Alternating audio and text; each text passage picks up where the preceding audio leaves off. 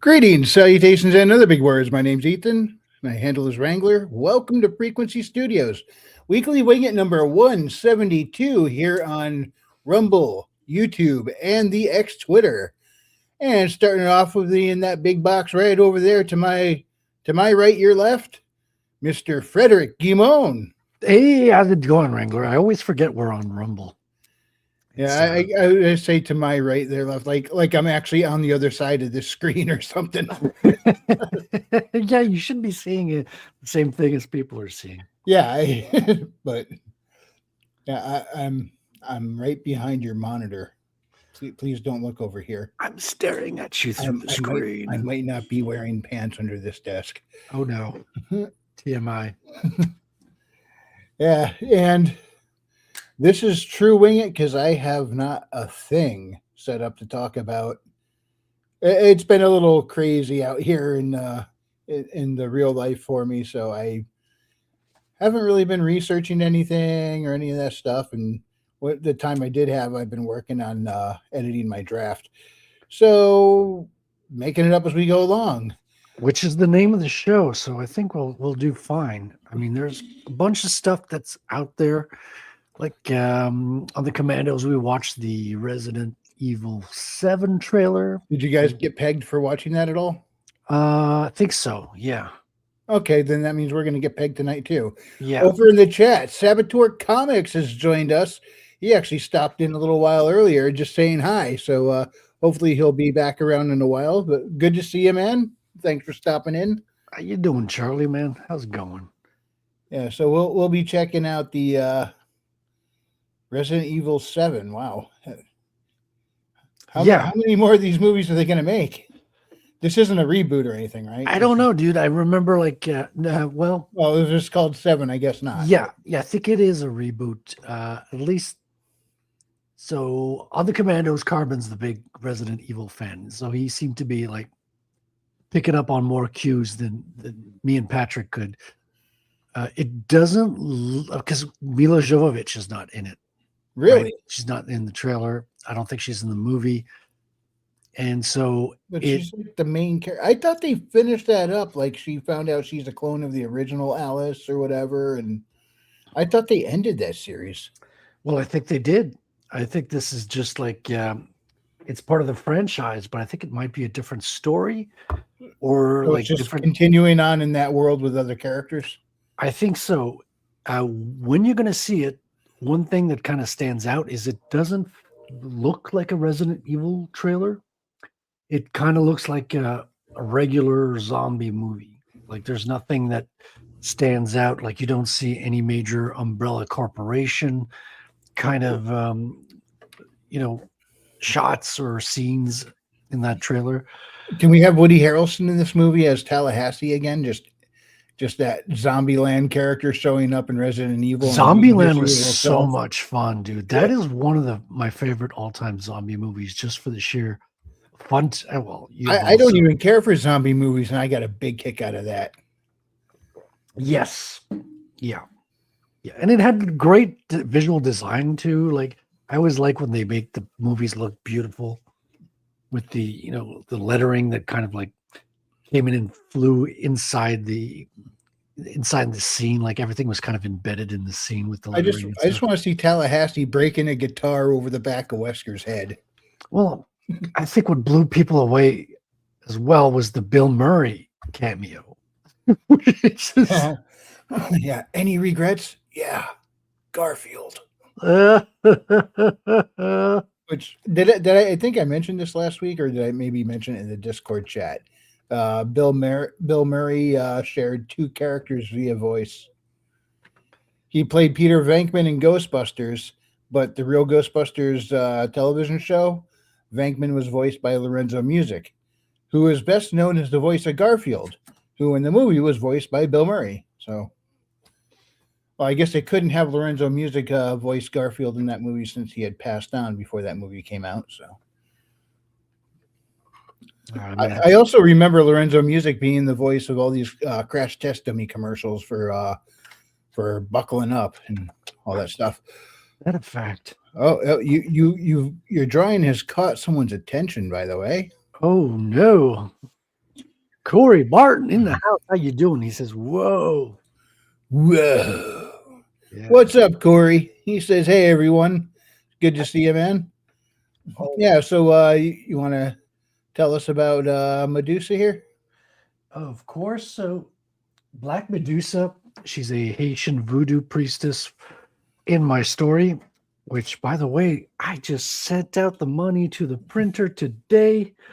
So he's on a clock for 8 to 9 weeks. He says, "Hot bot. I don't know about that face, though. Yeah, she's kind of like a Oh, she's snarling, in scowl mode right now. scowl, snarling kind of face. Yeah. Let me put on some background music. What do I want to play here?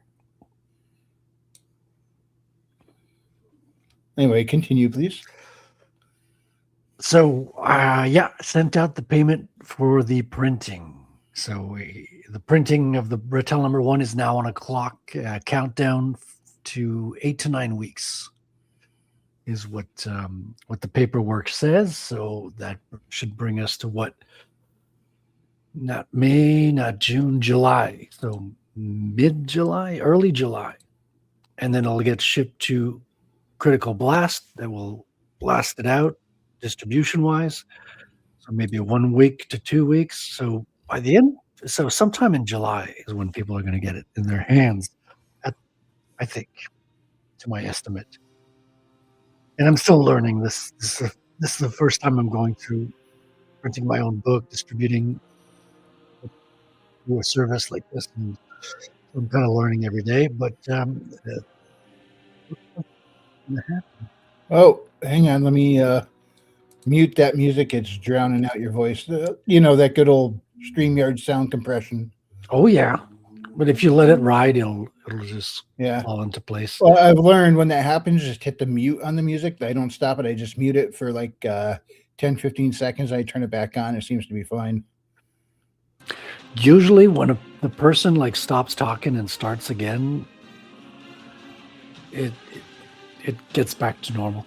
Corey says, "I guess a nasty looking face like that could turn dudes to stone." Yeah, I think that's kind of the point. She is an evil. Corey, this is a voodoo little out of witch. character for you. You don't usually look at the face. Yeah, I think it's the cheek wrinkles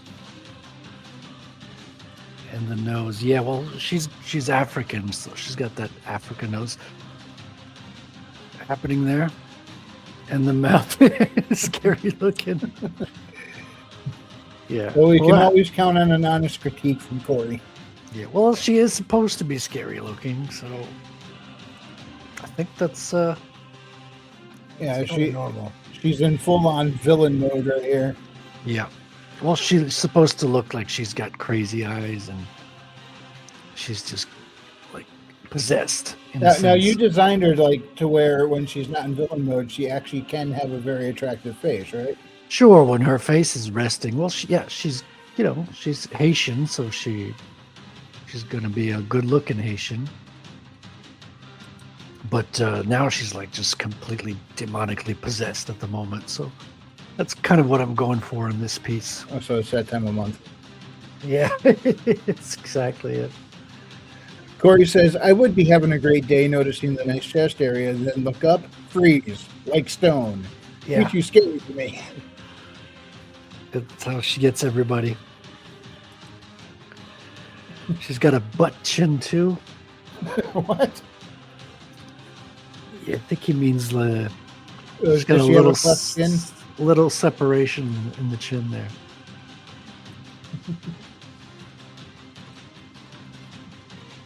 Yeah, because I've seen you draw versions of her when she's not like in attack mode, where she actually can look quite pleasant.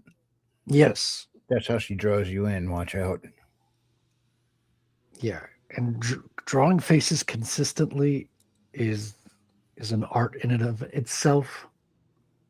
Yeah, when I used to try and draw a lot, I could kind of draw faces, but they never either all the faces looked the same or none of them were consistent. I had no in between, you know.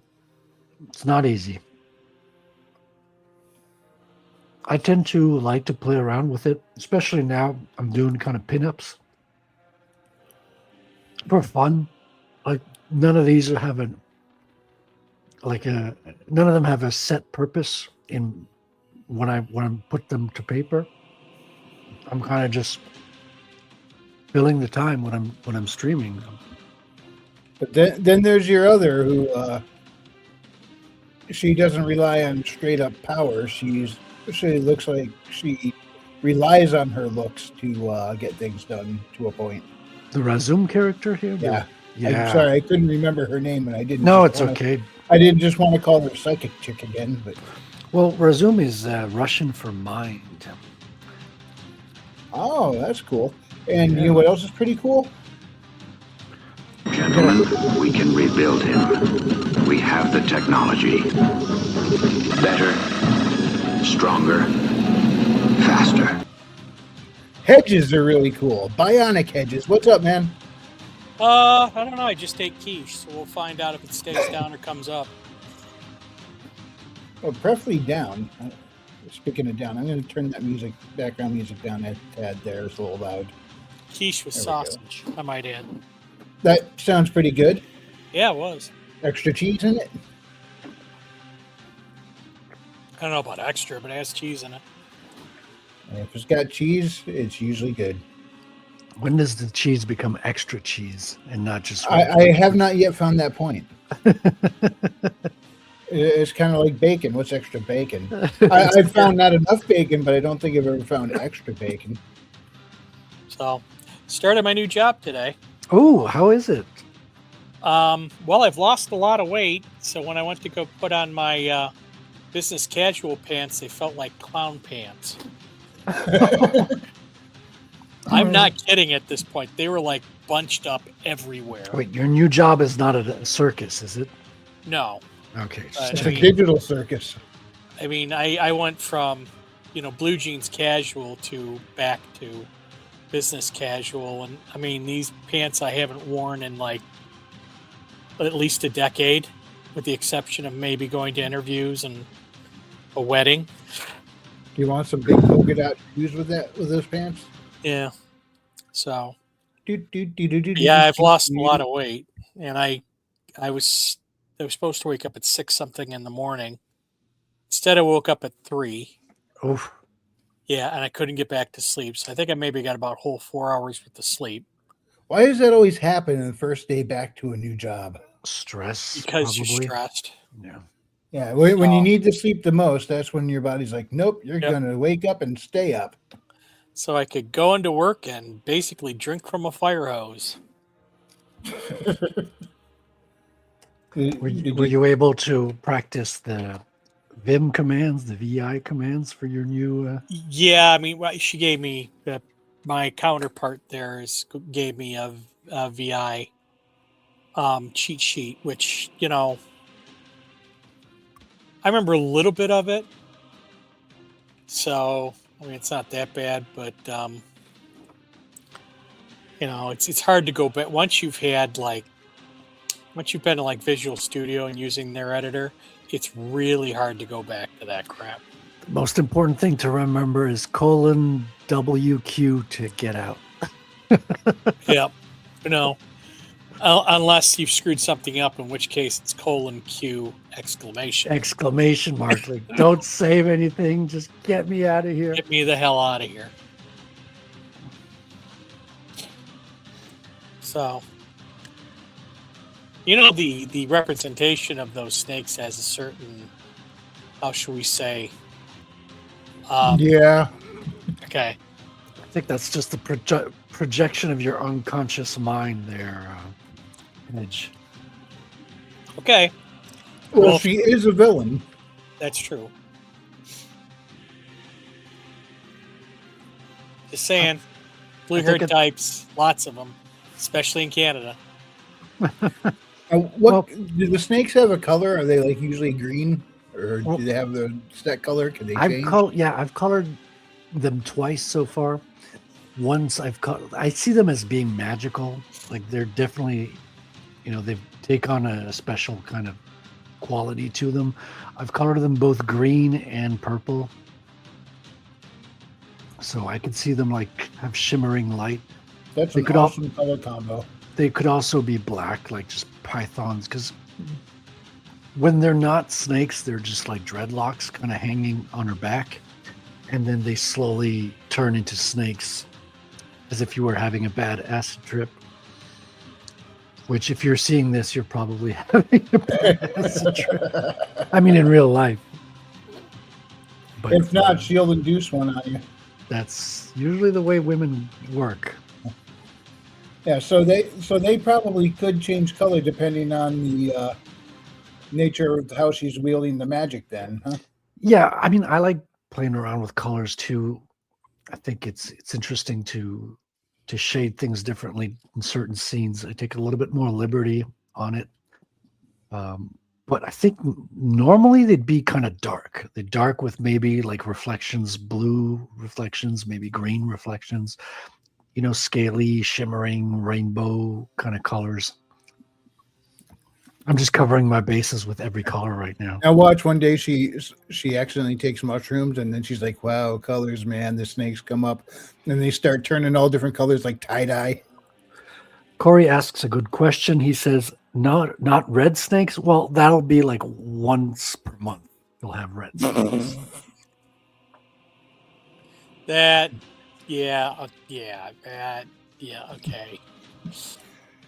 Now, unless it's spoilerish and you don't want to cover it yet, what kind of powers can she wield other than? I mean, obviously her hair turns into snakes when she starts her when she gets her mojo going there. But are there any particular types of enchantments or energy discharges that she likes to wield regularly? So I haven't planned any like energy discharges or anything like that. Obviously, the snakes can attack and probably suck your soul or something. And she's a voodoo priestess, so anything that is kind of akin to voodoo powers, like playing around with voodoo dolls and just hexing people and things like that, she has the power to do that. Obviously, she has given herself kind of the equivalent of powers of Medusa and can turn people to stone.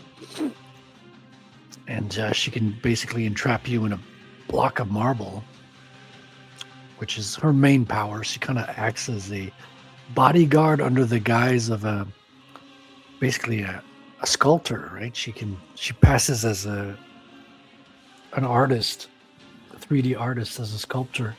In real life, that's kind of her cover. But she's really like a very dangerous woman who can get rid of anybody who's kind of annoying you, basically. Yeah, she kept messaging me on Twitter saying, "Hey, I'll give you good rates on making 3D prints of your characters. Come on." Yeah, that. You ever get them on X? Oh yeah, they are very villainous. And I talked to one, and he was like copy pasting from AI, because I caught him once. He like copy pasted the prompt as well as the reply, so it was obvious that he was just communicating with me by using an AI. And yeah, I refuse. I had to turn off my DMs for a while. Now they're open again, but I don't accept, especially people who are like, "Hey, follow me. I got to talk to you about this thing." It's never a good thing. And people who have like honest projects to talk about, they'll just say it in the first sentence. Like people who want to do business with you on legitimate terms do not start conversations by "Hi, how are you?" Yeah, I've had a few indie author or not an indie author, an author started following me. I started following him back, like shortly after I hit the follow back, because I saw a bunch of mutual friends on Twitter were following him already. So when I followed him, all of a sudden he started messaging me, trying to get me to work with his marketing team, and said I should. He wants to set me up with his cover guy. He'll give me a good deal, and he'll get me covers that will really grab attention. And I'm like, okay, you're not really the guy. It turns out the guy he's pretending to be is a real author. In fact, because of this guy, I ended up getting one of this author's books and reading it. It was pretty good. But this ain't the guy, Yeah. If I counted the number of times I got a fake account to message me on Twitter, because I remember I got one foot in the Bitcoin space, and there is a lot of scammers in that space who just want to get control of your machine and steal your money, right? And so they'll copy an account, and the account will be identical. They'll have the same messages, the same bio, and it's the username will be off by one letter, right? It's one of those letters that's hard to decipher if you're looking fast. But once you're wise to it and you start looking for it, you're like, oh, okay, you just changed this letter, and you're a total rip-off account. And I've started reporting them to Twitter as imposters. Like they used a 0 instead of the letter O. Nice try. Yeah, or they have an extra letter, or an N instead of an M. All these weird things, and they're usually not verified. I mean, I think they're never verified. Or the R and the N next to each other to simulate the M. Yeah. Like, you got these little tricks that people use to deceive you on the internet. Yeah. Like this one Herman guy thought he was the real thing, and then he started trying to sell me shrubbery. Look deeply into my eyes. Turns out he's not even a real hedge. Oh, I thought you were going to say those weren't real eyes. What's up, Raven? Hey guys. Hey, how you doing? Good. I had fun shooting things this weekend. Woohoo! Yeah, sorry I missed last week work event. Oh, And then no worries, afterwards, man. I went and stayed with my sister and her family. My brother-in-law took me out shooting at the outdoor shooting range that he's a member of, and he was trying to get me to shoot like a longer range AR-15 bullet or something. It's like a 6.8 SPC or something. Anyways, it's supposed to shoot farther than a normal AR-15. And I was missing. I felt dumb and stupid. He took over, and he was missing things. And I think he just got this powder wrong. And so we went back to shooting the AR-15, and I just nailed almost everything. Nice. I wish I could go out shooting more. I hope somebody survived to tell the tale. But yeah. So, Frederick, do you think you might have some power creep with Medusa over time? Oh yeah, I think you definitely want to see these villains evolve over time as well. And she's got a connection with her grandmother who's passed away, but she's kind of like a force ghost, and she's kind of like teaching her the arts in a spiritual sense. Like she's kind of talking to her through the afterlife. So this is a family tradition for her. At this Oh yeah, dude, this has been passed down for generations.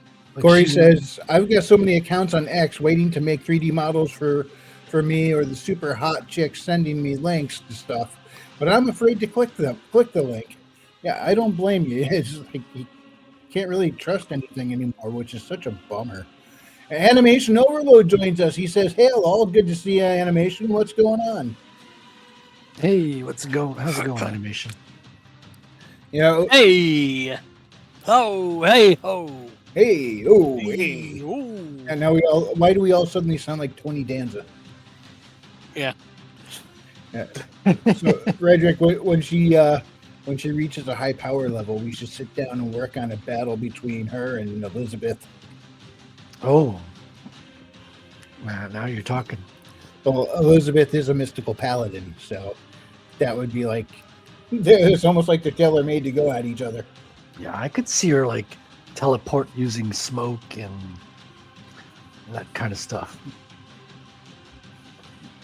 Shadows. I like the magic, the way they kind of like portrayed magic in Game of Thrones. There was not a whole lot of it, but when they did it, it was kind of well integrated in kind of the real world, so to speak.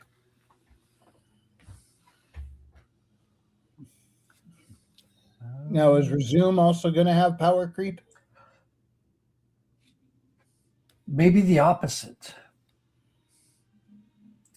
So Did you Resume- just call him a creep? Yes. yeah, so Power creep. Resumes, she basically has psychic powers, and her psychic powers kind of depend on her keeping her virginity. Ah. So if she loses her virginity, her powers are going to go down. Well, what if she waits till married? Does she get to keep them? It's not a question of whether or not she's married. It's one of those things that affects the full, like, she's still going to keep her powers, but they're going to be diminished. So that's why I'm saying she's probably going to have the opposite of scope creep, or a power creep, I mean. What if afterwards she waits 7 years and it grows back? Well, that's a long time to wait. Oh, so it will come back at that point. We'll see. Oh, so she is going to wait that long if we'll see. Well, I don't know. I mean, I haven't scoped out the story 7 years off, so, and I don't think she's it's going to be one of her goals necessarily. But she does have sisters.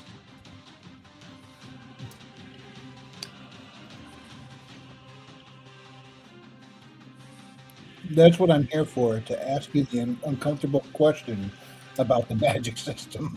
Well, I like you asking the questions because sometimes I don't have the answer to all of those questions, but my mind will start spinning gears and I'll find the answer during the week. Or I'll start exploring an aspect of the character that I hadn't thought of. Now, what might be interesting, even though if her powers at that point reduce, perhaps, like, it's not a complete being gone, but I mean, I know they're not as potent, but perhaps she'll be able to start becoming more versatile and use them in ways not thought of before, where others who still have them at that high power level aren't prepared for. Good point. Is sometimes, even though you have like a diminished power reserve, if you're smart about the way you use it, you can get creative and be very resourceful on less.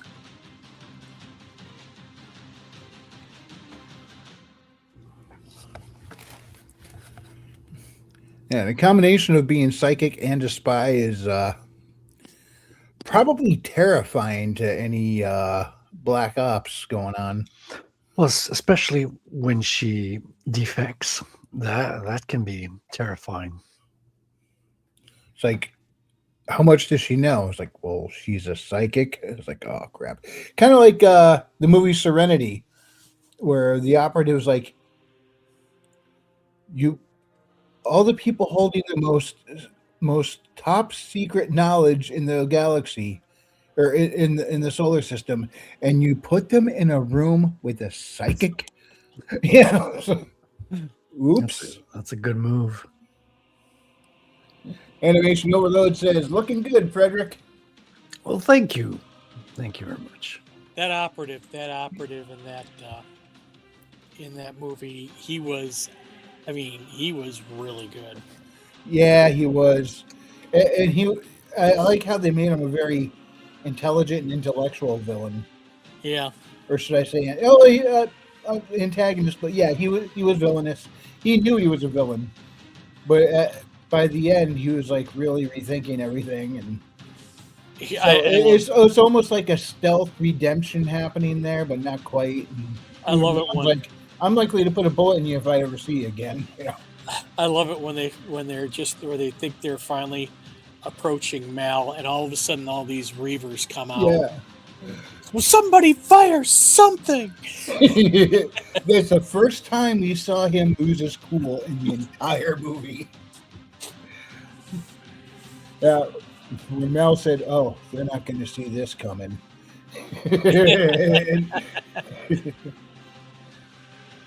and that fight that they had trying to with him trying to stop Mal from getting the signal out. That was a damn good fight. I know they were just wailing on each other. Yeah, and poor Nathan Fillion. You know that part where it was like it was a clear surface they were fighting on, and Yeah. that part where he drops and his face plants in the floor there. Yeah, He was letting his face plant because he wanted it to look good, and he didn't mention it to anybody that he was like, legitimately just letting his face plant there. And they went, wait, we need to do another take and another take, and then they saw his face was actually swelling up. They're like, what's going on? Oh, so he actually was getting hurt on that, but he kept thinking, okay, just one more time, I can take it, it'll look good. And he wasn't telling them that he was actually slamming it, letting his face slam into that surface for a good shot. And they made him do it over and over again. The funny part is that it was Serenity that led me to Firefly, not the other way around. Ah. So I'm like, oh my God, this is such a great freaking movie. Why, and then I found out that there was a Firefly. And matter of fact, the way I found out that there was a Firefly series is it was on sale at Costco for like $8.88. And so I picked it up and I'm like, oh my God, this is the Serenity thing. Yeah, and you're better off watching it that way because, when they released it all out of order. Yep. Like the very first episode, the pilot, they aired that last. Yep. And it's too bad that it ended, but in another way, maybe the ending so soon is part of what made it so. It didn't have a chance to go bad. Yep. And there wasn't a bad episode in there. No, and they had that one. Unbroadcast episode with another great character who was an assassin. Jubal Early. Yeah, I think that was his name. Yeah, and the assassin. He's like. He was the operative level for skills, I think. Yeah, but he was just like. I don't want to call him insane, and he wasn't a narcissist, but he was just like psychotic. He was psychotic, yes, yeah. And he knew he was, and he was good with it. But kind of, sort of, not really, because River ended up using that against him, and found that as a point of insecurity, and then just kept striking that nerve over and over again. And the way that she played that, I didn't see that coming. How the reveal at the end there, she was. I was like, that's cool. I love that. Yes, that was. I really liked that episode. There was just some. He just did. I mean, he was the guy from like Law and Order. He was like one of the attorneys on Law and Order, and for him to take up that part, that was like, and he did just a fabulous job with that character. Yeah. Absolutely amoral. So, unbelievable. Then there was the episode that called "Out of Gas." Oh yeah, that's kind of their flashback to the origin of each character episode. And it was so well done. A lot of people might hear an episode like that and roll their eyes and go, oh, one of these. But it was done so well that I can watch that one over and over again. Yep. And then, was it Bridget Yolanda Saffron, whatever her real name is, probably none of the above.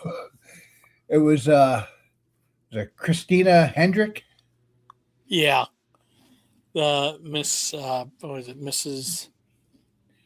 Mal? Yeah. I forget. But anyway, Our Mrs. Reynolds. All right, yes, our Mrs. Reynolds. And that and the episode Trashed were the two she showed up in. Yep. Those are great. And then the character of Badger was always just fun. Yeah. He'd piss you off and make you love him at the same time. like, why don't we get shows like this anymore? Yeah, you're not going to. The writing is, I mean, that the whole point of that movie, the thing that made that movie was the writing. I mean, there's the sci-fi elements and all that, but it was all the characters, It was a all the very human interaction. story. Yeah, and the writing behind it that really made that whole thing stand out. And you're not going to get that because the writing is shit nowadays. Yeah, and the funny thing is, all the writers are trying to emulate who wrote Firefly and Serenity. Exactly. Because Well- it's Joss Whedon, and everybody's trying to emulate his humor now, but they don't have his skill and don't Yeah. do it right, and they don't know. One thing Whedon was very good at with his humor was knowing when to pull it back. Yep. And I mean, the other thing too is the characters. I mean, Mal was, Mal was basically good, but he had a real chip on his freaking shoulder, Uh-huh. and he was angry at God. And I really do wish they were able to explore that angle further, but I mean, we all know that getting canceled, it probably was meant to be explored further. Why else would you have Shepherd Book as a counter? Yep. But the series being cut drastically short, they tried to get that picked up elsewhere too. I'm surprised they couldn't. Yeah, it's one of those things where like, what the hell were people thinking? They give it like two or three seasons, and that thing would have been a major hit because it was so well written, it was so well acted, it was extremely entertaining. It took a lot of risks that really did pay off, and they didn't know I think it was Fox didn't know what to do with it, so they kept shuffling around. It suffered the same curse as Kolchak the Night Stalker. You had the two movies that came out, The Night Stalker and The Night Strangler. Both of those were highly number one of them had some sort of viewing record. I think it was The Night Stalker. And everybody was waiting for this series, and they just kept moving the series around because the executives didn't know what to do with it. It was a dark sort of series, and the executives didn't know what to do with it. Poor Darren McGavin, who was like the one who was, pushing for it, they sort of just ruined it all. And it was really a shame because, while it suffered from the effects of its time, the writing was actually pretty good. And the characters, Believe it or not, I've never even heard of this show. Oh, Kolchak the Night Stalker? Yeah, it's got Darren McGavin. Have you ever seen the Night Stalker? I have not. We'll go watch. It's a made-for-TV movie. Once again, it was done in the 70s, but at that time, that made-for-TV movie, had like the highest Nielsen rating ever. And it was actually a pretty good movie because it mixed a lot of different things. It mixed the story, the characters of Vincenzo. I don't think that had Vincenzo. I think it might have had Vincenzo in there, but it mixed the character of Kolchak, and of course, he's always going up against the law or trying to cover stuff up. And the other thing was the weird sort of soundscape that they used, which they would do stuff with like cellos with heavy delay on them, and they'd sort of go up and down the street. It was really Atmospheric. It was extremely atmospheric, and that's and then it was so successful, they brought out the Night Strangler. The Night Strangler wasn't bad either.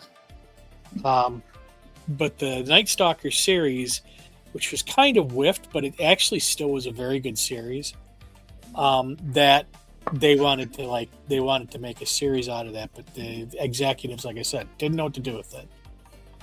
Yeah. And there's like a precursor to it as well that was called the Nielsen tapes. And that's another made-for-TV movie from the 70s It's once again, it's a story from its time, but that one is actually pretty creepy. And that was actually kind of like the proto Kolchak. And all these movies were made by a guy, or either produced or directed or created by a guy named Dan Curtis. Which, if you've ever seen, you ever seen the Trilogy of Terror I have not. with that little murder tiki doll? Oh, you got to go watch that. There's some. It's an anthology, and it's a banger of an anthology with all three of the stories, with the main character, with the actress Karen Black. And the last one is the most iconic because it's got this like murder tiki doll that she accidentally revives it, and it's attacking her in her own apartment. So, but that was Dan Curtis, and Could this doll be held up alongside Chucky and Annabelle? Yeah, like I said, it still is. I mean, you can go if you go look up Trilogy of Terror, you'll see it. So, really, really good. And then once again, while the 70s suffered for the technology of the time, the writing was always very spectacular, and the way that they sort of built atmosphere and they built tension and all that other stuff was excellent. So, Well, it had to be because they couldn't just throw a bunch of special effects slop on screen and call it good. So they had to actually be good. So, but as far as Firefly, I did hear that at the time Firefly actually started airing, that there was a changeover with the bigwigs at Fox. Yeah. And some of them, when they came, they were just coming in and they had their own pet projects they wanted to get going. And the first thing their first order of business was, what can we get rid of so we can put our projects up here? And sci-fi being expensive, by default in general, TV shows that are sci-fi generally are more expensive. Yep. They were the first thing to get eyeballed for going under the axe. But it's Fox that did this.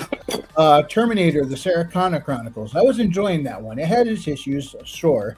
But just as it was getting good and seemed to be finding its footing, they axed it. And at this point, I was just sitting here looking at the TV, asking myself, does Fox just really hate Summer Glau? Yeah. I noticed that. Both series.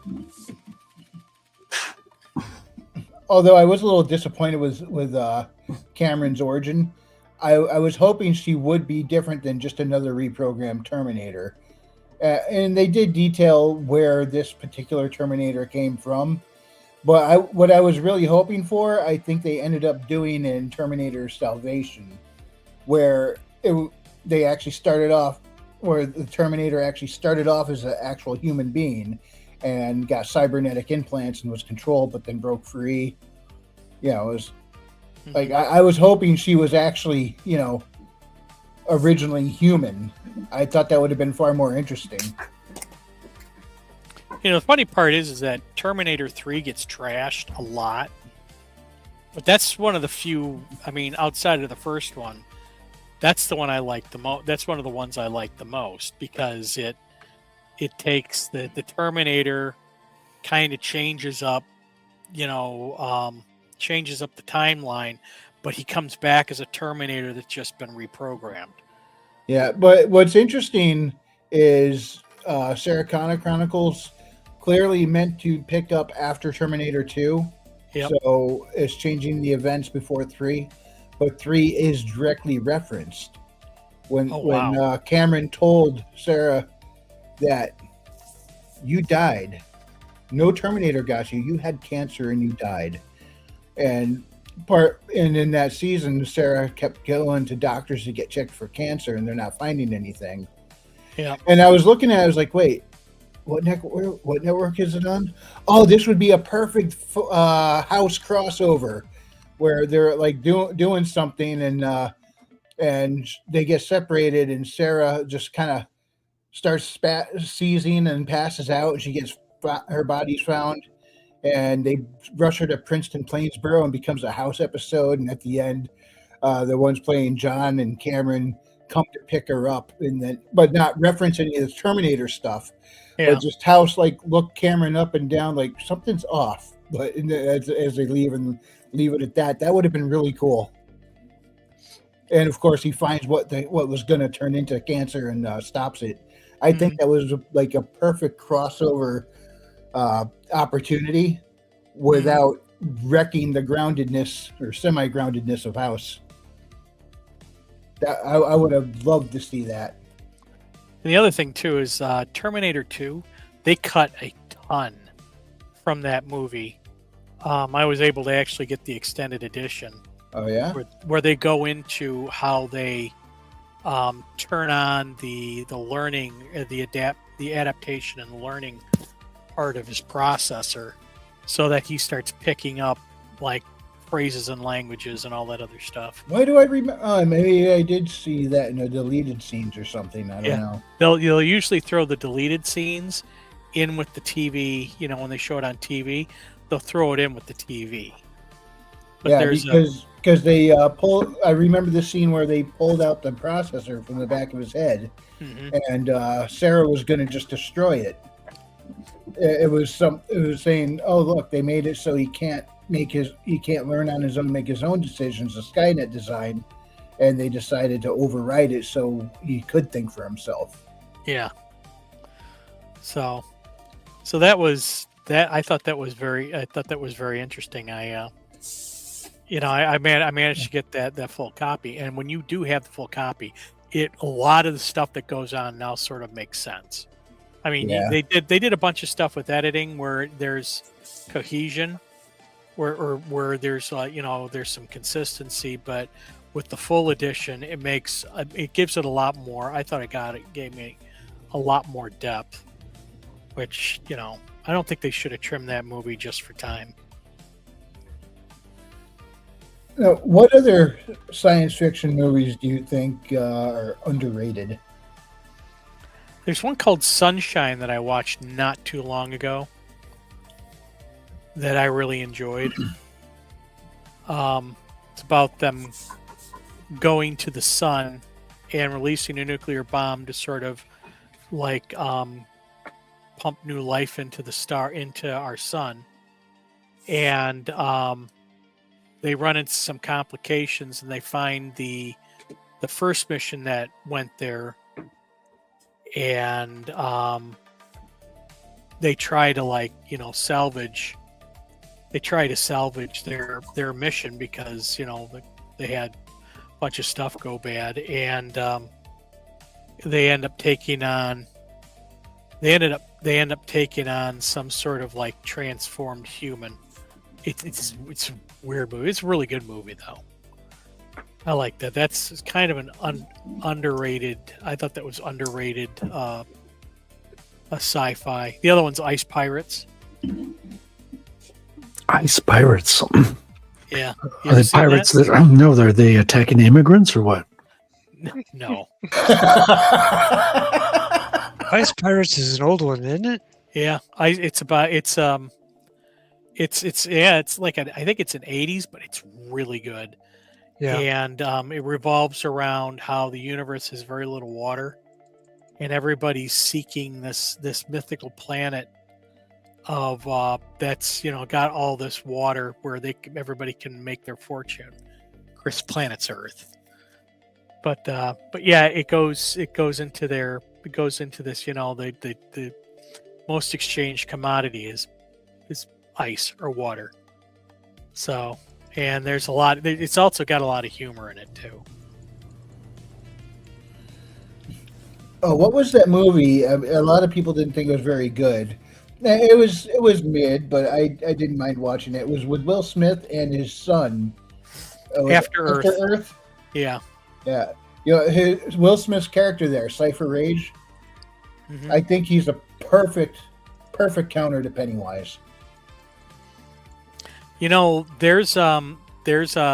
saw a video on YouTube where they put After Earth, what was it called? The Event. Is that the other M Night Shyamalan where the trees supposedly Oh, The Happening. The Happening, and Signs as M Night Shyamalan's End of the World trilogy, and that they're actually secretly connected. Yeah. There's a couple of them I thought that were stealth connected. Because the one thing they couldn't reconcile is that the one thing that the aliens in Signs couldn't handle was water, but Yeah. the Earth is mostly water.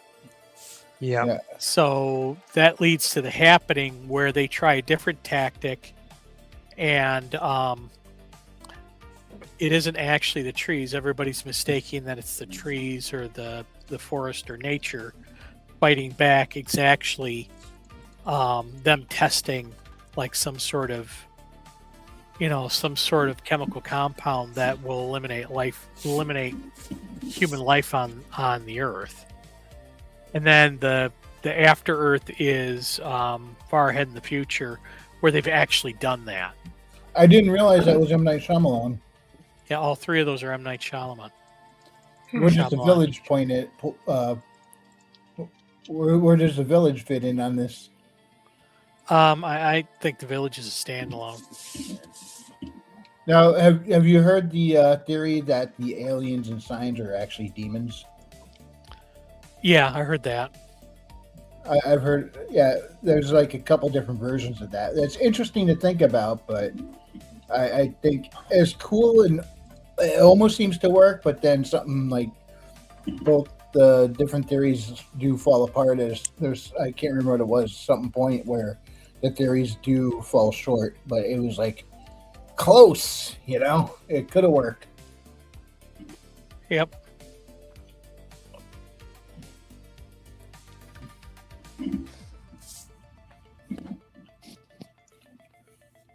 So how are the snakes coming, Frederick? It's nice and slow. I'm just like doing the scales, starting the cross hatching them, and then I'm going to go in and give them a little curve to it, and then I'm going to drop some shadows towards the end. So it's going to be very dark, so it's going to be quite obvious the shape of her hair when I get done with it. Now, if this becomes a cover, it should be a foil cover, so you get the shimmer in the snakes. Oh damn! Like I don't even know if I'm going to use it or where I'm going to use it. I might post it on Twitter and might get my account banned. Who knows? And the RCMP shows up. Yeah, they started doing that now to Canadians. But they won't show up for a swastika because in Canada we actually celebrate Nazis. I don't know if you guys saw that last year. Yeah. Yeah, we have our brave war hero who actually fought against the Russians back in the 40s. World War II. He fought in It's a World War II war veteran who fought in Ukraine. Really? And on which side was Ukraine in World War II? Yeah. And no one verified that. Oh, well, how awkward. But like I Oopsie. said, if anybody reads too deep into the formation of the snake, saying, you can't have that, say, why? She's a villain. Oh, yeah. I mean, people are going to people. Yeah. And Well, people guys, like the people where the internet likes the internet. Yeah. I got to do some editing, so I'm going Alrighty, to man. bounce. Thanks And for stopping by, man. Yeah. no problem. See you later. That And was buy my fun. book. Buy his book. Yeah. Yeah. Working on a new one, too. Yeah. Linked in the description. Well, on YouTube and Rumble. I don't think I have a description on the X Twitter.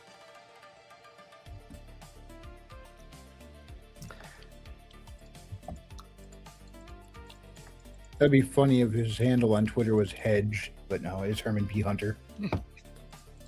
Yeah, if you're watching on Twitter, go ahead and check out Herman P. Hunter. He's got a few books out, Sword and Sorcery. They're pretty good. We got the Hall Cedric series. Those are the ones I've read. I still need to read the Sorcerer's Stone. I haven't checked that one out yet. Yep, They're, same. they're set in the same universe, different time periods. Yeah, I got to finish a book. I kind of stopped halfway when I went on a trip to Nashville and never picked it up after that. I'm going to get back to it. Do a little bit of reading soon. I'm about halfway through Maji's book. Oh, Yeah, I'm about 2/3 of the way through, and then things started happening in real life, and that kind of took a back seat for now. I need to get back to that and finish it. Plus, on top of that, I'm trying to get my own manuscript ready to go for developmental editors and beta readers. So, like, most of my attention's going there. I really do need to, because it was like at a point where like, oh, this is getting interesting, and then life happened. I'm like, oh, Yeah. It's kind of weird because I have I borrowed it on Kindle, so I had a bunch of time periods this last week where I'm sitting around with nothing to do, and I'm like, well, I may as well get some reading done, and read a couple of chapters. Then, oh, somebody actually needs me for something. Okay, I'll go do whatever it is. yeah. The closer I got to like sending my book to the printer, the more life got in the way. Like my wallet got stolen. Just a bunch of stuff kind of happened, and I'm still Oof. trying to. Yeah, I still need to replace some of the cards and stuff. that's messed up. Yeah, so there was a bunch of like nothing completely major, like nothing to like life changing or anything. It's just like a bunch of little hassles, a bunch of little kind of things to slow you down, wear you out a little bit, and it's kind of weird when you're close to accomplishing stuff in life. Sometimes it's like, The Gremlins strike. yes, exactly. Life will strike back a little bit and give you a bit of a challenge, and you kind of got to give the extra effort towards the end. You really got to double down and make sure that you push it all the way. It's the lizard people. The lizard people. They're putting chemicals in the water that turn the frogs gay. Yeah. Actually, do I Oh, still man, have that soundbite? Did you hear that they shut down his studio? What was it, today or the other day or something? What studio? InfoWars. InfoWars. Yeah, I heard that they were shutting it down. Yeah, and it's hilarious because he's right back to streaming on Twitter or X, and he's moved stuff over to some new domain. And I think the Onion had already posted some comedian that's trying to be Alex Jones, and it's some of the most stupid stuff I've ever heard. Yeah, it's probably because they're hung up on the ideology to actually do a good parody of them. Yeah. Because if they let a comedian just have at it, there's no reason that shouldn't be pure entertainment, pure gold. And if they can't get it done, that's the only reason I can think of is they're too caught up with a particular narrative and sticking to that narrative to really let their impressionists cut loose. Yeah, you make a good point. People were posting a clip of Norm Macdonald speaking to that effect. They were saying if you want to do an impression of somebody, you have to like the person on some level. Like there has to be part of you that likes them, that to get into their skin and get the humor out. And when you don't, when you despise a person and you're trying to parody them, it just comes out flat. Because nothing was funny about it. It was cringe and didn't make any sense. I think the Onion's been dead for like decades now. I haven't seen anything good from the Onion for like 20 years. Yeah, it's been a while since I've looked at anything from them. And then the Bee kind of took over, and I've not bothered. Yeah, I was about to say, at least we got the Babylon Bee now. Well, even the Babylon Bee's been outdone lately by the Babylon BB. What? Yeah, well, because the Babylon Bee is pro-Israel in a lot, so you won't have any jokes that'll make fun of Israel or Jewish people or stuff. So in response, I get it now. they made the Babylon BB to make fun of Bibi Netanyahu. And, so they've been like really rocking it in the past couple of months. Huh. Okay.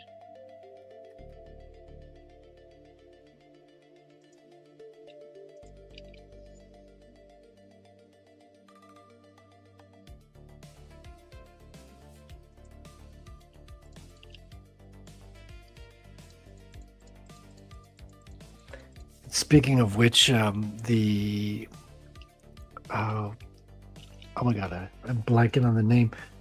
What's that? The website. Oh god, I'm trying to say something and I'm blanking on the names, which makes me sound retarded. Let me get my thoughts together and I'll come back to you. Yeah, thought shepherd. Yeah, because Ben Shapiro has they have a channel, right? Yeah. I forgot what the name of it was. They eventually hired Gina Carano on it. The Daily Wire? That's it. Daily Wire fired like 60% of their people this I was week. going to say, I thought Shapiro left the Daily Wire. No, he's part owner. Yeah. Okay, I'll be honest, I haven't paid a whole lot of attention to Daily Wire. I mean, they're fun sometimes, but I don't they're think not where very my many attention people lies. Yeah, no one's been paying attention to them. That's why they got they fired 60% of their people. They stopped making money.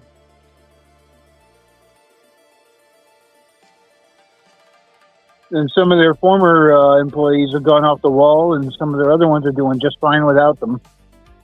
Yeah, Brett Cooper was one that she was. Oh, yeah. What do you call her? Like she was astroturfed in Daily Wire. They like had a studio set up to make it look like a girl's room, Mm-hmm. and it was a studio, so it was like total astroturf YouTuber. And they eventually fired her, and she started her own YouTube account from scratch. From what I understand, she's doing great.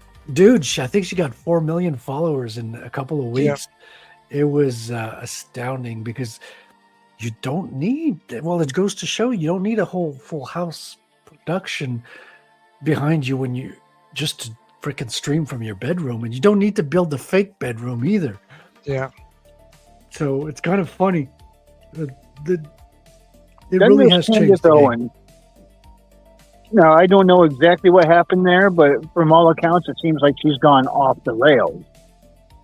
Who? Candace Owen. Oh, yeah. I've heard she just went totally bonkers.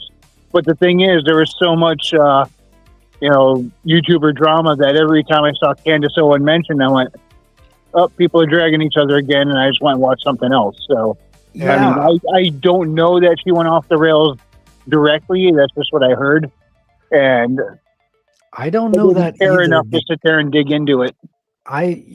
Obviously I've heard of that as well. I'm just trying to see if they're right, or if they're just trying to basically sully her image, because she's nailed it on the term in terms of the quote unquote first lady of France.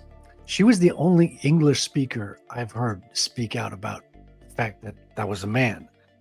And I knew about that before everybody, because that came out in French first. There was a French journalist who had done 3 years of research and put a big dossier, because they had found the identity of who she was when she was a man, as a young boy. And that young boy, quote unquote, went missing when she became her sister. So she took on the identity of her sister. The boy disappeared, and look, he went missing without anyone declaring him missing, right? So right there is a big red flag. So And now that boy is known as Amelia Perez. no, it's the first lady of France. Yeah.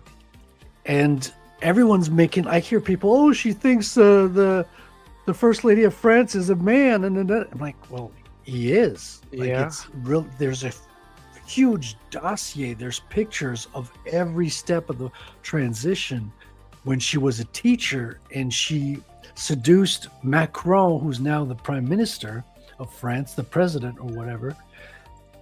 And she was his, or he, you know, it's like, what are you going to Yeah. call her at this point? But there's a huge, like, age gap. Like, I think they were like 20 yeah. years difference. And she seduced him as his teacher, and then he became the prime minister. He was working for the Rothschilds Bank. It's like it's hitting all the flags on the conspiracy checkbox, and but it's verifiable. So I'm like, well, if you're calling her kooky for that, you're probably just trying to sully her reputation. And that doesn't mean she's right about everything either, but I don't know. No, I'm open-minded to hear what she has to say. I think some of this stuff is her continuing to dig into Erica. Charlie Kirk's widow. yeah. Yeah.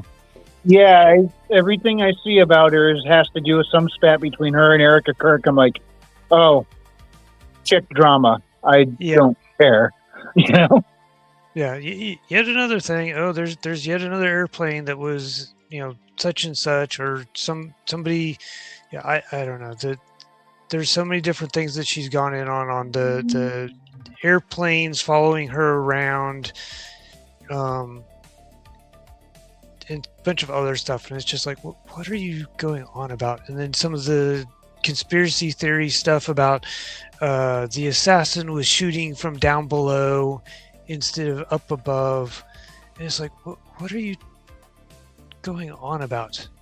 I mean, they're interesting conspiracies, but considering the angle and some of the other things, some of the stuff is sort of obvious, but then others, it's like, don't know. But now I think we've gotten more information. Some people aren't happy with the information that we've gotten, but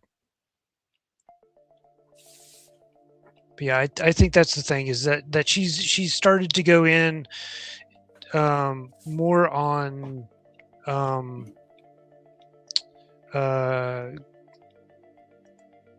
what is it, the drama stuff instead of actual useful or helpful news. Like she seems to be more tearing people down than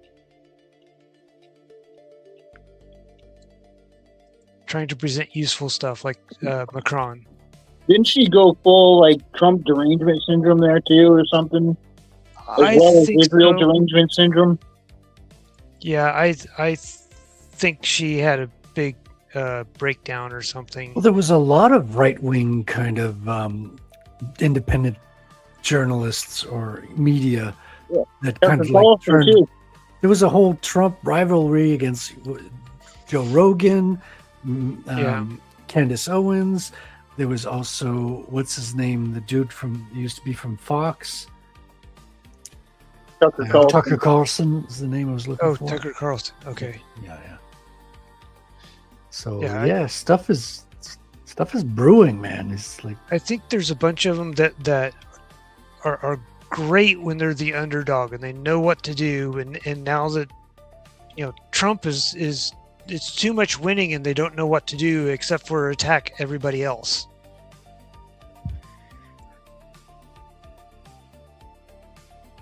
The thing concerning Tucker Carlson, though, he's going around saying Trump is the Antichrist. It's like, look, if you have reasons to dislike him, I get it. But the Antichrist, come on. I've done a lot of study of Revelation. We have no way of knowing who the Antichrist would be yet. There are certain things that would have to take place before we even get to that point. So we're not there, you know? Yeah, people are... Well, there's rumors around that Tucker Carlson might be compromised. Oh, yeah. His dad is from... CIA? CIA, yeah. Yeah. Well, I saw when he went to interview Putin kind of like low-key outed him as a CIA agent. He was like, oh, yeah, you know, that bombing there, you guys, you did that. And Tucker was like, well, I didn't do it. I wasn't there. He's like, well, I'm sure you have an alibi, but the CIA did it and blah, blah, blah. So it's like, oh, okay. When you see it again today, it kind of raises some questions there. Once CIA, always CIA. Well, yeah, and there's Project Mockingbird. We know that the CIA implanted journalists in every important news organization, and everything's going to independent news. So why wouldn't the CIA have independent journalists to get credibility? And Tucker got a huge following when he left Fox. Yep. Yeah, well, he at the time he was at Fox, whatever you think of him, you cannot deny he was kind of carrying that network. Yeah. And when he left, who kind of took up the torch to carry it? It was Greg. What's his name? Greg. Gutfeld. Yes, Gutfeld is now carrying that network, in my opinion. Like, that's just me. I'm a lay guy. I don't pay attention to politics like I used to because, frankly, it got exhausting. And it reached the point where it's like I just went numb to it, you know? I watched some of Harris Faulkner's stuff, but that's because she used to be a Kansas City news anchor for Fox. And that's how I knew her. So I watch some of her stuff now that she's national Fox. She was the journalist who was at the what was the black journalist whatever event, and Trump got ambushed by one of them, and he didn't like her, and then he ended up talking with Harris Faulkner because she's much more reasonable. Yeah, I used to pay attention to politics all the time, but it got to a point where it was exhausting, overwhelming, and just flat out disheartening. I still kind of follow it, a general gist of it, but I don't follow it enough to really speak to a lot of it anymore. You know what I mean? Yeah. That's kind of the point, is to just wear you out and wear you down and get you to go away so that you're not involved and you're not paying attention. Yeah, I'm not ignoring it completely, but I can't keep focusing on it. I just drive myself absolutely bonkers. It's like, I got other things I need to accomplish. If I'm sitting here watching the news all day, I'm not accomplishing anything, and I'm just fretting over things I cannot control. Well, that's kind of how I ended up with Rush Limbaugh. Is I used to listen to him all the time, and I get fired up, mad, angry, pissed off. My heart would be off the chart and stuff. I'm like, I can't do this anymore. I love Rush Limbaugh, and I love listening to his, like, a bunch of his different things and stuff, but I had to give up the daily listen. Just think about that. He did it all the time, and he did it with half his brain tied behind his back, so that's kind of impressive. Yep.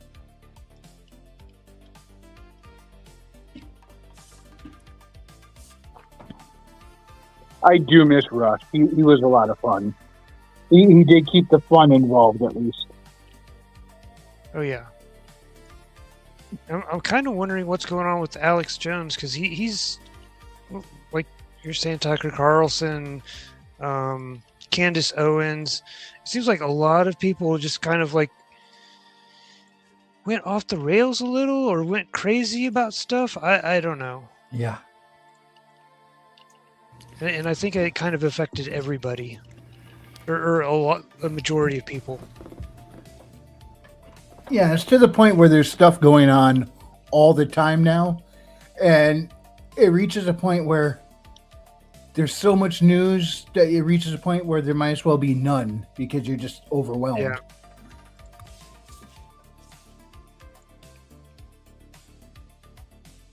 But yeah, I've been trying to catch up on my missed week of stuff, and I think the most hilarious thing was World War XI.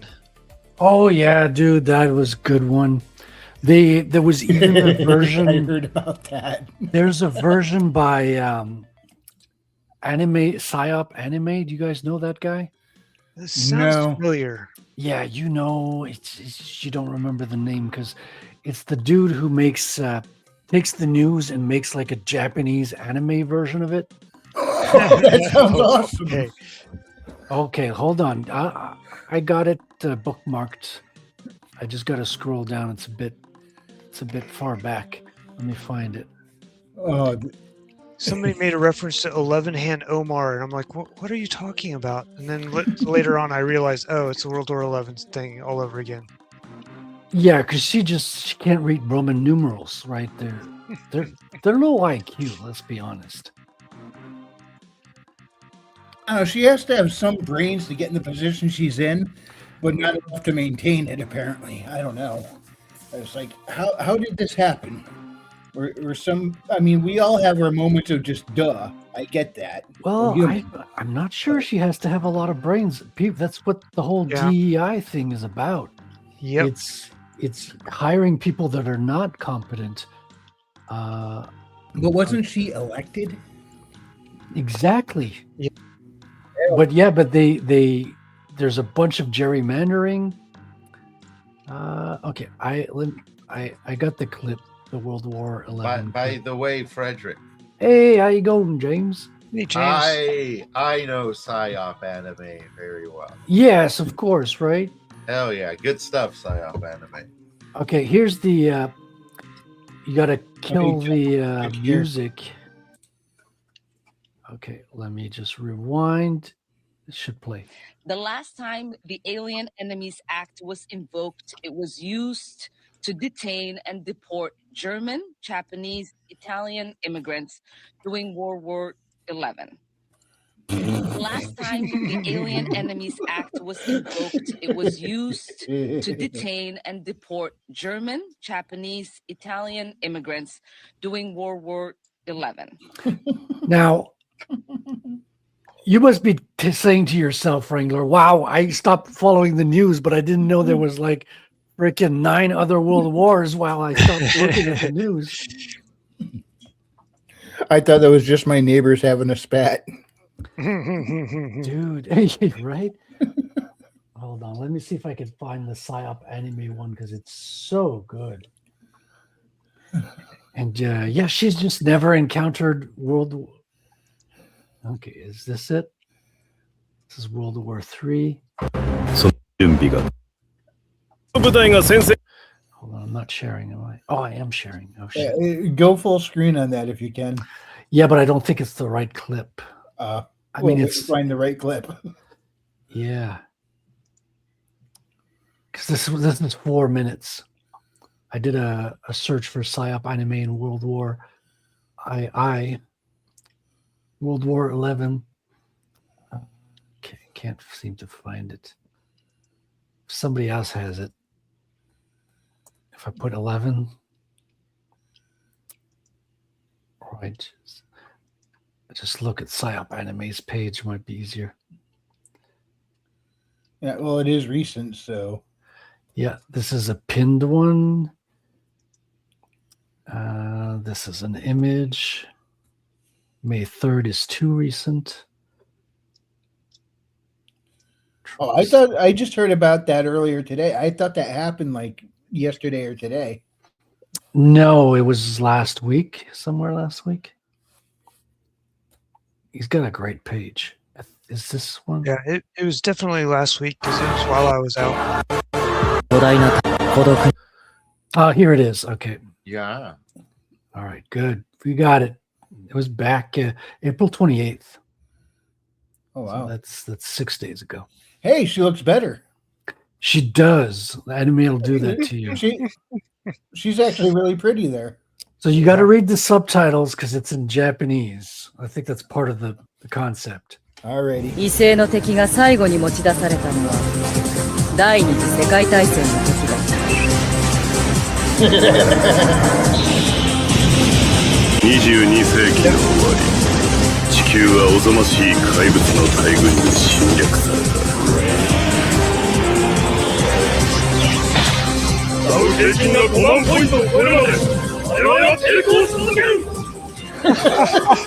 人類は抵抗し、かつて打ち倒したはずのジャークに再び立ち向かい、生存をかけて戦った。性別も人種も関係ない。ハイメロミックスの花は地球全体に広がる。俺たちはラーニングセンター世代だ。決して諦めない。今や誰スーパープレデターだ。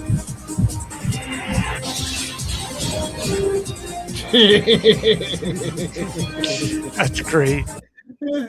If they're sending in, we got to fight all them aliens again. Hang on, I think our mascot can handle that. Jewish space laser. Boom, we win. No. So yeah, that was a golden moment. Yeah, you do have the better mascot for your show, Frederick. I got to admit, but oh yeah, well. I got lucky. What can I say? Yeah, our mascot is AOC. What can I say? I can fix her. Well, there's a lot of good clips of AOC dancing. You gotta go dig those up. Nah, I'm good. Or what was his name? Alex Stein 99.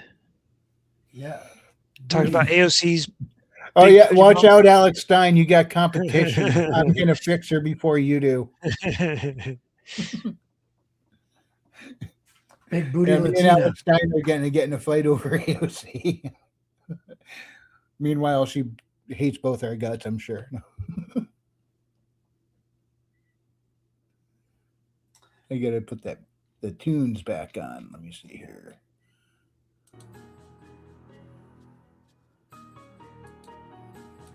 There we go. You can fix her. I can fix her.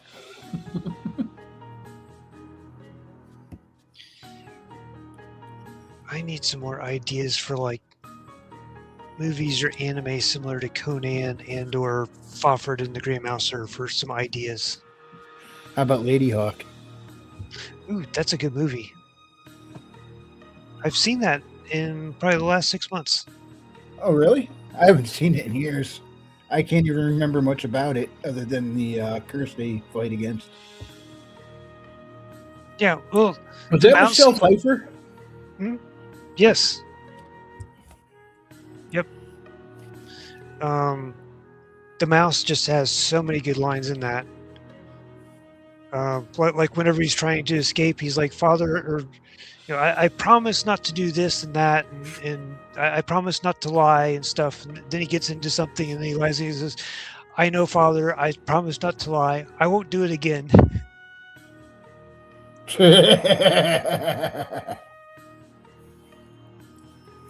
Right. If you don't want to lie, don't make any promises. That's step number one. Right. And then I think he goes throughout the rest of the movie just lying, but maybe it's more stretching the truth or saying things not being said. Because he ends up bringing the two of them back together again. Right, doesn't sound like double talk at all. No. Well, the wolf and the bird, that they're cursed to never see each other ever again. Yep, just a quick glimpse at Dusk and Dawn, right? Yep. Just to make sure to really stick it to him. And so he tells them things that the other one said but really didn't say.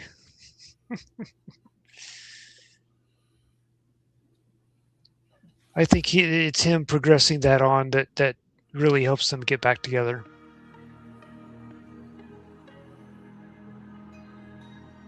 That darn rogue. Whoa. What happened? I just got in my notification a post from Maji on the X Twitter. Everything that's, okay? Oh, that's kind of insane. Hang on, I'm gonna share the screen. Uh-oh. This is something we don't see every day, and be glad we don't. Let's see here. Boeing hit a bus trying to make an emergency landing. Hold on, what's this? A United Airlines Boeing 767 just hit a delivery truck on the highway while attempting to land at the Newark Library International Airport in New Jersey. Oh wow, that's a fun airport. Speaking of lying, can you imagine when this guy reported this to his boss? I got hit by a plane, boss. The plane, boss, the plane. You said you wouldn't lie to me again. If this is real, I seriously hope and pray this guy's all right. Well, in the world of AI, we have to be careful with everything now. Oh wow.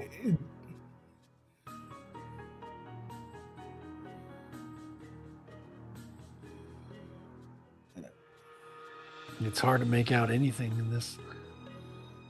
Yeah. Let's see if we can get a little more confirmation. What's the source? Nick Sorter is the source. Who posted it. It's probably real for the simple reason that if it was AI, you'd have a clearer view of it. Right? Let me actually just click on that and read. Just scan through the comments real quick. May 3rd, 2026, commercial aviation, Newark, New Jersey. While on approach to land at Newark Liberty International Airport, United Airlines Flight 167 struck a light pole on the New Jersey Turnpike around 2 p.m. local time on Sunday, May 3rd. The Boeing 767 landed safely and was arriving from Venice, Italy. The FAA will contact the airline for additional information. Let's see, when the landing gear was right beside the truck. Oh wow. That's This dude's having a bad day. yeah. Is he all right? That's what I'm looking for. Yeah. I don't see anything posted here about see the last thing your airplane sees before it dies. Yeah, well, Oh my goodness. that one airplane that flipped upside down was an all-women crew. Of course it was. You're too low, Ted. You're too low. What I really want to know is that the people whose packages were in that truck get their packages. Yeah. All right. I'm going to cheat. Here we go. Grok. Is this true? I want to know if this dude made it. If it is true.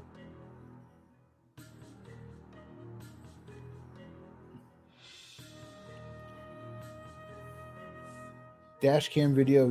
Okay. Plane's landing gear and underside made contact with the pole and truck cab around 2 p.m. Okay. All right. 20 landed safely on runway 29 with all 221 passengers and crew unharmed. All right, here we go. Truck driver Warren Boardley. Did I say that right? Yeah, Boardley. Suffered minor cuts, was hospitalized briefly and released. Thank God he got out with just minor cuts. The FAA and NTSB are investigating the incident on this routinely low approach path near the highway. Oh boy. Yeah. Okay, so Wow. this dude's okay, which means it's okay to laugh at it. Holy cow. So you can see, now that you know what to look for in his left window, Whoa. Yeah. it's like you see that wheel, and then the next scene, the truck is just boom. Ooh. I hope the minor cuts were not to his salary. Right? Somebody give him a raise. I think he needs to buy new underwear. Yeah. That's nuts. But from the one picture that like outlined where the wheel was, so you could actually see it, I can now see it in the video segment, but it's only there for like one frame because that's how slow the frames are running and how fast it happened.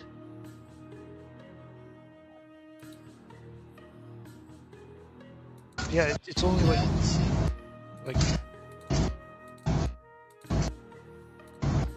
Click, click, click, click. yeah. He's looking there, and then right there. Yep. One more. See? There it is. Yep. There it is, and it's gone. Now, do we have the pilot's Instagram to see the selfies? Wow.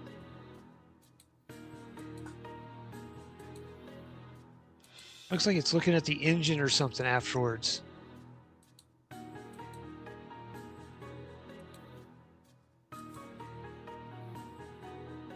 Yeah, that looked like that truck got turned inside out. Right? Yeah.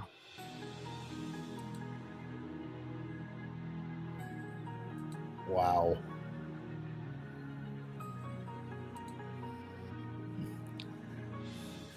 You imagine he gets home, his wife's like, "How was your day?" He's like, You would never believe me.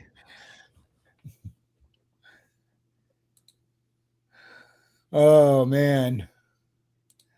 See. Animation Overload says he's got to head out. Catch y'all later. Have a great night, Animation. Thanks for hanging out with us. Yeah, See have a ya, good one, Animation. animation.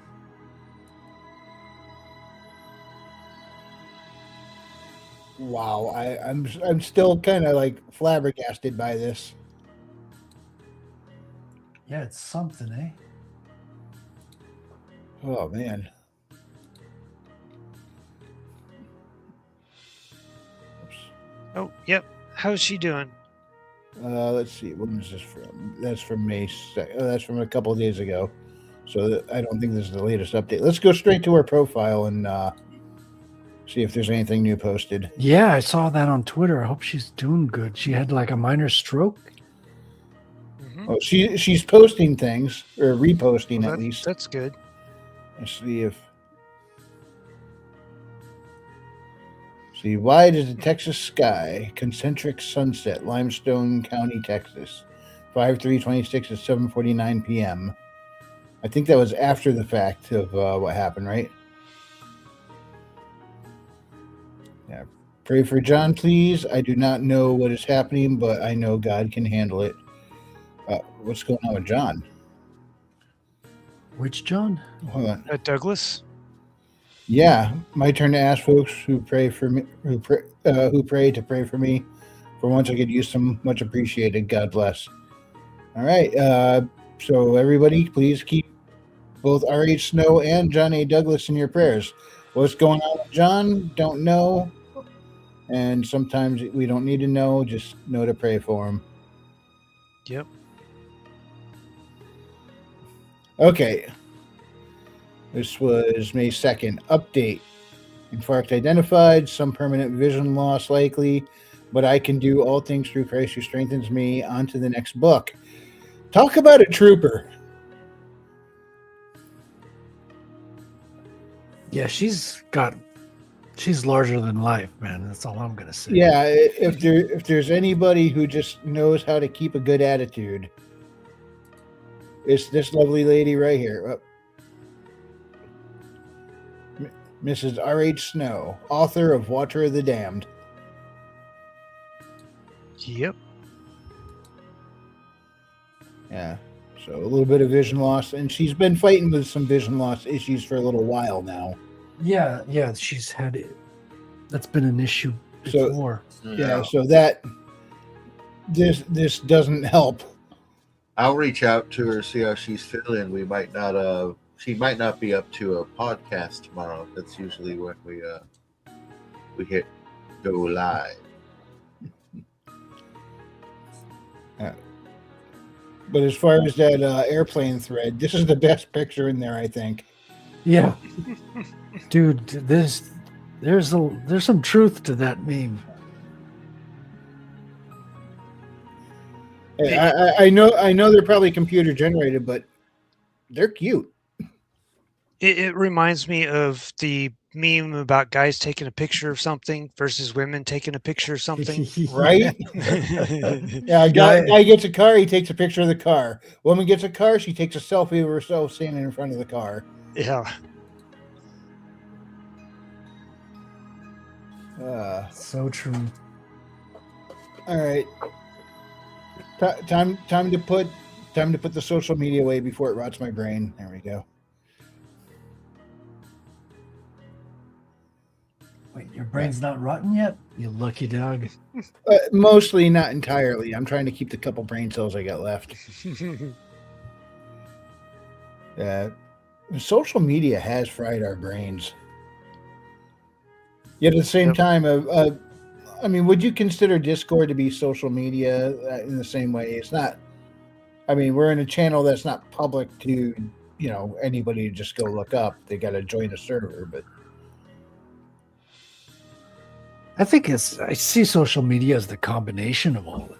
Right? Yeah. And what a double-edged sword it is. because even if you're not on Twitter, even if you're not on the internet, you're still living in a world where social media has changed the world around you. Yeah. Yeah.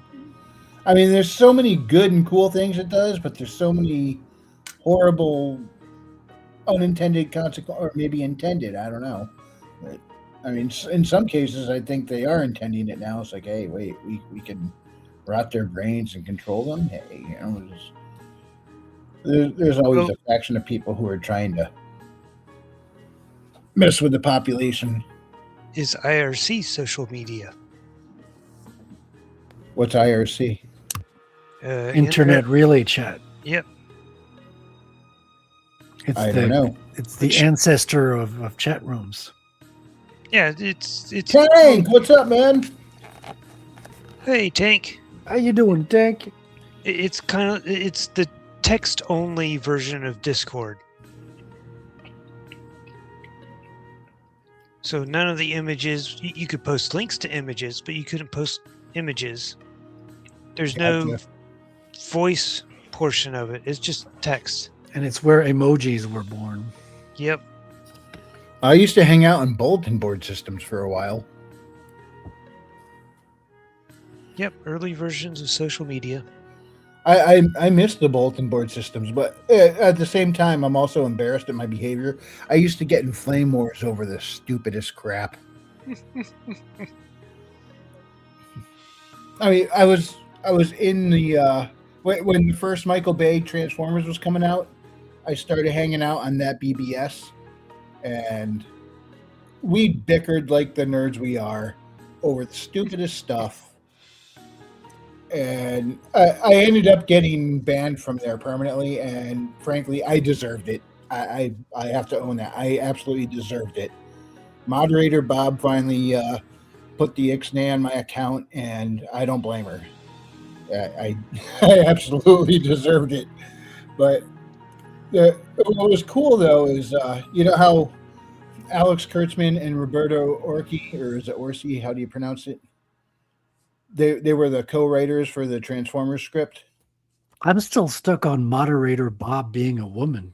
Yeah, that was a secret. I think originally it was just moderator, and they were saying, hey, you need to pick a name, so I went with moderator Bawb, and we later discovered, oh, Mod Bob's a chick. Yeah.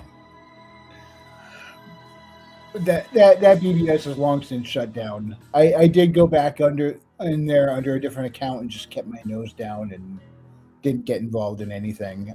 I wasn't supposed to do that, but you know, I look back and I think of Mod Bob's job, and I'm like, and the more I think about it, the more respect I have for her, because like she had to deal with a whole bunch. She had to sit there and moderate this really overly feisty, bickering forum of angry nerds, and it's not a job I would want. A little to no appreciation for the efforts, and just sat there and got like complained to. She was probably a mom and had toddlers and was used to it. Oh, well, a lot of us might as well have been toddlers with our behavior. But, I also had a lot of good fun on there, and met some cool folks. There's a dude called Mikey, went by a dude stuck in the 80s. Ended up friending him on MySpace later, but I'm no longer on MySpace. I lost contact with all them. see. You're A not guy on who went MySpace by. anymore? Huh? You're not on MySpace anymore? No. No, I should go make a MySpace account and just start spamming my book on there.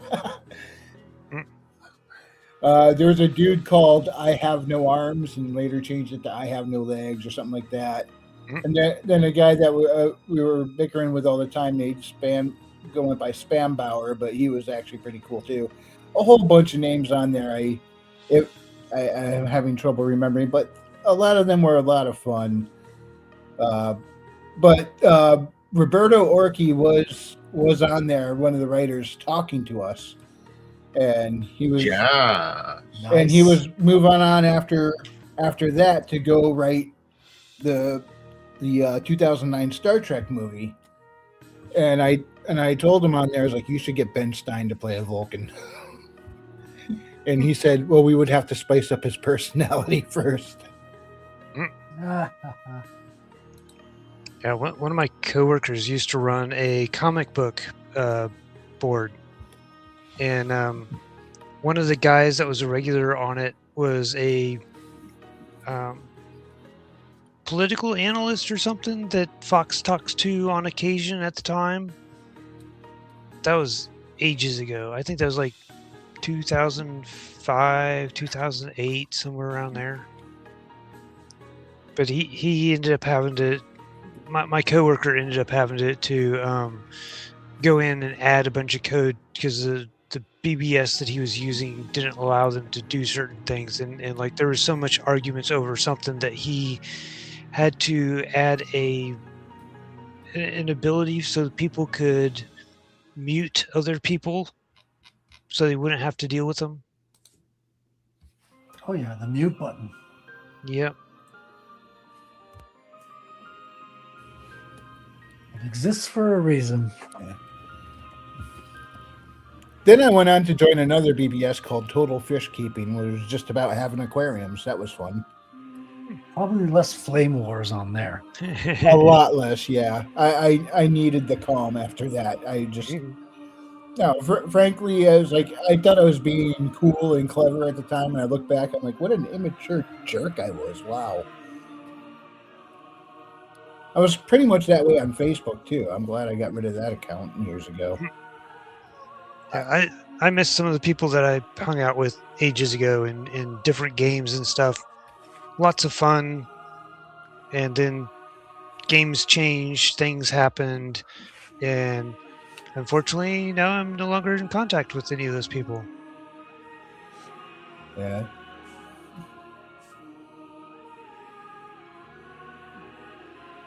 Yeah.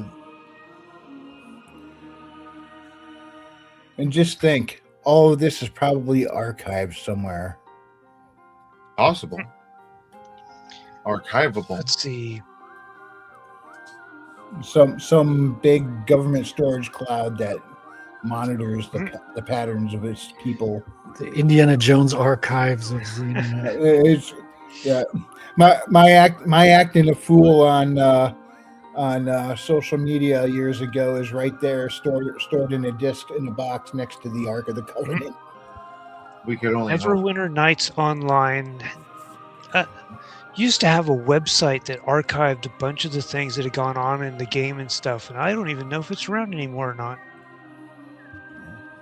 But I don't even have any social on media that, anymore, other than the X account, which I'm not on there as me. I'm on there as Frequency Studios as a brand. So I'm not going on there acting a fool or nothing.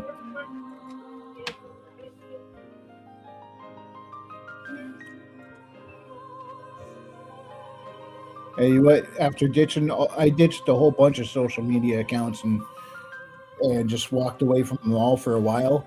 It was probably the best thing I ever did.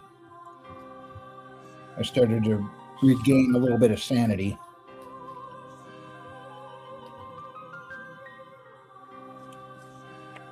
Yeah, there's a lot of flame wars in the comic book sphere, I'll tell you.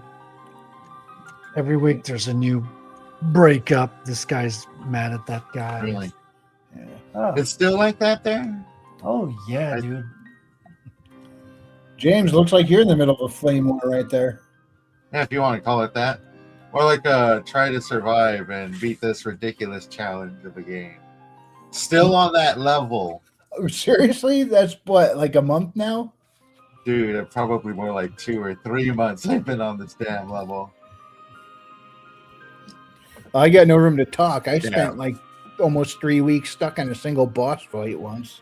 I remember that. At least you got over it. The problem is, like, I always think the next wave is going to be the last wave, and I'm on wave 34. So I hope the 35th wave is the last wave, but not the 40th wave. Ugh. And I have to There kill. has to be an end somewhere. I have to kill 76 of these guys. All right, I'm done with the cross hatching. Now I'm going to do like the circular. Just this is the basic kind of hatching to show where the scales are. I'm going to go in and make them all roundish. So it's going to look even more scaly. It's going to get really dark. Like it's going to look like a swastika from a mile away. But it's funny. Well, swastika is a symbol of peace. And there's nothing more peaceful than being stone, just turned to stone. I mean, it's a shock image. I'm not going to lie. Yeah, see, this chick will never turn Corey to stone because he doesn't look above the neck.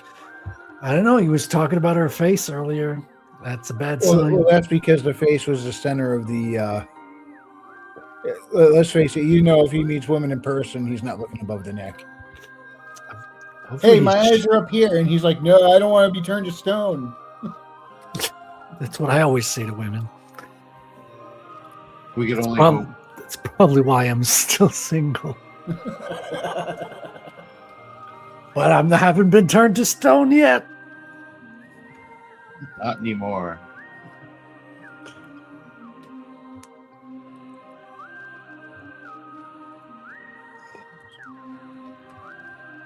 All right. There she is. But you certainly do draw some gorgeous gals. Well, I thank you. I know I've had this up here like forever, but can you blame me? She's gorgeous. Well, you got to draw the beautiful women. That's kind of rule number one of making comics. Yeah. Problem is, due to your show mascot Sabrina, I don't know if I could ever have you draw another picture of Sabrina without it looking like Sabrina Salerno's. Good thing I got you to draw this before the other Sabrina was cemented it totally in your mind. Yeah, I've never drawn Sabrina. Never picked up a pen and decided to draw her, but I should though. She's definitely worthy. And then Elizabeth, who has followed in her footsteps. Yeah, same suit. Yep, she came out gorgeous. Thank you. They're fun characters to draw, dude. Tons of pouches like that, all the knives in the. Yeah. It's just a really fun armor. And then when I finish up the current book I'm working on, then I can finally do some more stuff with Haley, my main character, my flagship character, and she's barely in the current book in her own series right now. But I mean, I really did want a more Elizabeth-focused story because Elizabeth, she's a character that warrants her headlining a story, Well, you got to go where the story takes you. I think that's rule number one. Well, the story that Haley's going to be in, Elizabeth isn't there because they're happening at the same time. So they're just in two different places. No bother. But it'll be fun to get them back together again in the next book. There you go. You're nearing the end of this one, correct? Going off to the 4th, I believe. Yep. How does that feel? How do you feel almost completing your 3rd book now? Excited for that, but overwhelmed. But I guess I'm always overwhelmed every time I think about the next book. But then I'm like, after the 4th book, I still got 3 more to go. Is the story coming to fruition like you thought it would? A lot has changed. In a good way, I hope. When I sat down and started writing book 3, I had to do some research, which get a lot of things straight. And when I got those straight, it changed a lot of how I was going to approach things. But I mean, the same basic concept is still there. It's just a lot of the details have changed, but it's still going in that general direction. Righteous. How's the writing process been treating you? Like, how many years has it been since you started this journey? Let's see. It was, I think, 2019. 2019. Yeah, October 31st, 2019, when the idea was first. For Halloween. You got the idea on a Halloween? Yeah. It was, I was hanging out with Sonnet and we were joking about stuff. And somehow we got onto potato guns. And a couple of different things popped to mind, one of which being a Jeff Foxworthy bit. Where he was talking to somebody about his job, and he said, "Oh, I shoot chickens out of a cannon at the windshield of airplanes." And he's like, "What?" He's like, "Yeah, that's my job. We take frozen chickens, put them in a cannon, and launch them at the windshield of airplanes to test them." And he's like, "Well, why?" He goes, "Because we need to know what'll happen if a bird hits that thing while it's in the air." You know, and he's like, "Of all the jobs," he goes, "I remember career day at school. We had booths for doctors and lawyers. There was no booth for launching chickens out of a windshield of an airplane because there would have been a line at my school." Yep. And he's like, "Does it have to be a chicken at a windshield? Can it be like a cat at a billboard?" So that popped to mind along with the card game Exploding Kittens. I don't know if you've heard of it. Yeah. I honestly, I haven't even played it, but Exploding Kittens and that gag both popped into my mind at once, and I started joking about Exploding Kittens. Launching kittens out of a potato gun that explode in a concussive blast of fur on impact. And Son and I were just sitting there laughing. All of a sudden, she stopped mid-laugh, and her eyes went wide, and she goes, "You should make a game." I'm like, "What?" She goes, "Seriously, you should make a video game." And I'm picturing a little blonde girl with blue eyes and pigtails. That's where Haley came from. That quick little conversation. But I mean, and then it was like, it wasn't until December when I finally started really thinking about it. It started rattling in my brain. I'm like, I'm going to try and do this. So I went and got a computer, the laptop that was very tired up until recently when I replaced it with this computer, and downloaded Unity and started trying to teach myself how to make it. And I'm like, how do I build like the graphics and everything? Then I realized, oh, you have to get the assets elsewhere and then import them. So I downloaded Blender and tried to teach myself Blender.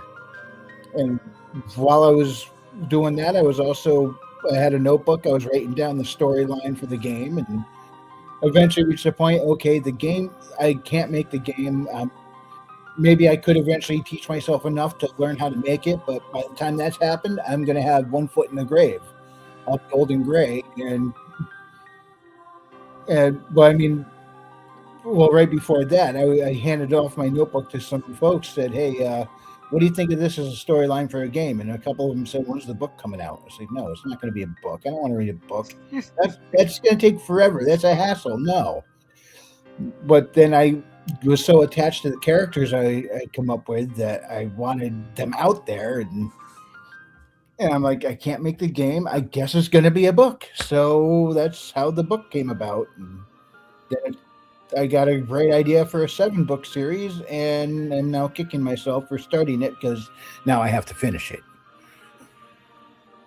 There you go, you 7-book series guy. Yep. Punish yourself with victory. That's right. So, yep. That's where Haley came from.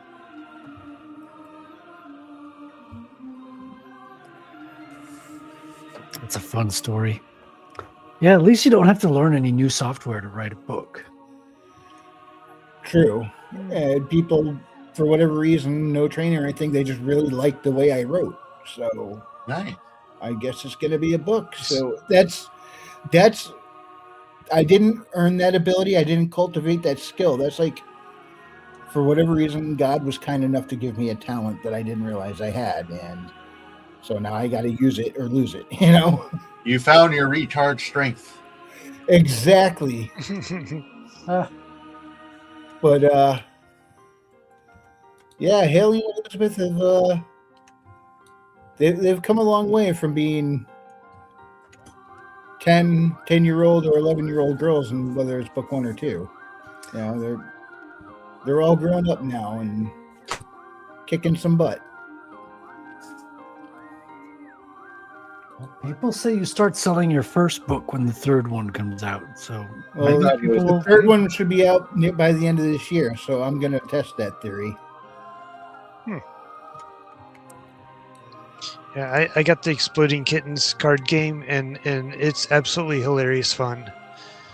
My mom was initially horrified, and then she learned how to play the game, and we usually play it around Christmas and such.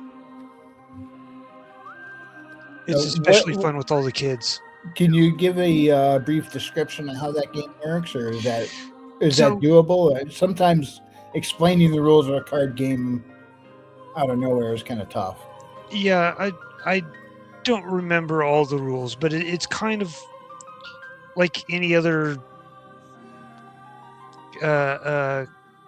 card game, kind of like Uno and stuff, where either you're trying to get rid of all the cards in your hand, or you're trying to collect all the cards in your hand. But essentially, if you let's see, I'm trying to remember. I think it's if you end up drawing one of the kitten cards, you have to play it. I don't remember. It's been so long since I played it, but basically there's kitten cards, and then you have to. I think if you don't have a counter to it, then it blows up and you're out or something. But basically, like you can, like, there's a kitten that attempts to blow up the Death Star, or there's a kitten that So they're jihadists. chews on the cables and ends up catching the house on fire or that something. happens to be in real life. That was a Cletus T. Judd cover of Johnny Cash's "Ring of Fire" called "This Tree's on Fire." Yeah. The lyrics went, "This cat got in, set my Christmas tree on fire. He climbed, bumped the bulb and tripped the wire. Now it burns. This tree's on fire. Yeah. This tree's on fire." And then there's distraction cards like a laser pointer pen. So like the laser pointer pen, you shine it on the ground and the cat gets distracted by it and stuff. And so that's kind of the whole point of it is you accidentally draw the kitten card and it causes a problem, and then whoever has the distraction card, I think, wins or gets a point or something.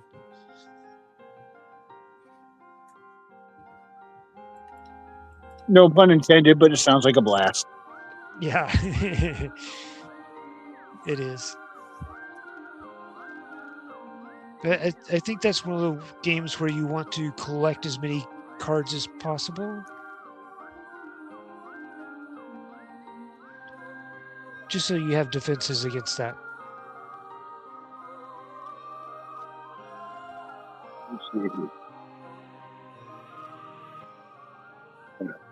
Back this music off just a bit. The way I had it set up in my headphones didn't sound so loud, but on my phone, I'm like, well, it's kind of overpowering.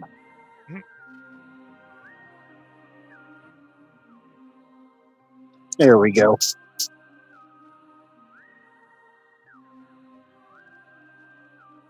Kind of like alien abduction music. Yeah. Well, it's from Metroid Prime 4. That's That totally explains it. Yeah, the Prime music uses a lot of the sci-fi whistle sound in its tunes. Very whimsical, if I do say so myself. I'm almost done writing year 1 of the second book. I'm going to have to go through and calculate travel times on stuff. Oh, all right. And go back and fill that in. The Writer's Lounge.